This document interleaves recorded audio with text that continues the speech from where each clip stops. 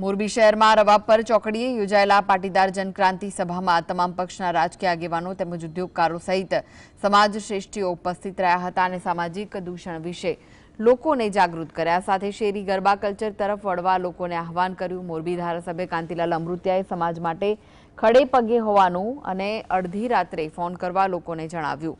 મોરબીમાં કોઈપણ વેપારીને પરેશાન કરવા કે સીડી ઉતારી બ્લેકમેલ કરવાની હિંમત ન કરે અને ભૂતકાળમાં આવી રીતે બ્લેકમેલ કરાયા છે એટલે પાટીદાર સમાજ સંગઠિત રહેવા આહવાન કર્યું હતું.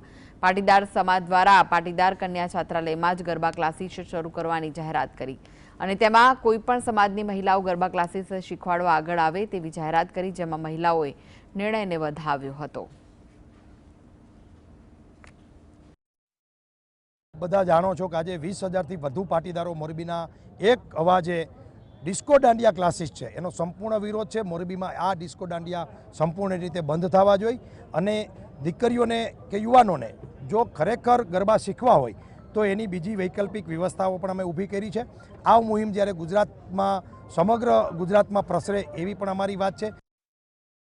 સભાનું જે આયોજન કરેલું છે એ એકદમ ચોક્કસપણે બરાબર કરેલું છે, કેમ કે બધી છોકરીઓ ગરબા ક્લાસીસમાં જતી હોય છે પણ એના ઘરે એટલી ખબર નથી હોતી કે અહીંયા જાય છે તો એના પડદા પાછળ બીજા પણ અલગ અલગ જે આવા કૃત્યો થઈ રહ્યા છે, જે આપણને આજે જાણવા મળ્યું કે આવા સામાજિક દૂષણોનું કામ એનું કામ કરતા જ હોય છે એમ. તો એ બધું જાણવા મળ્યું અને બધા પેરેન્ટ્સો પણ એટલા જાગૃત થશે.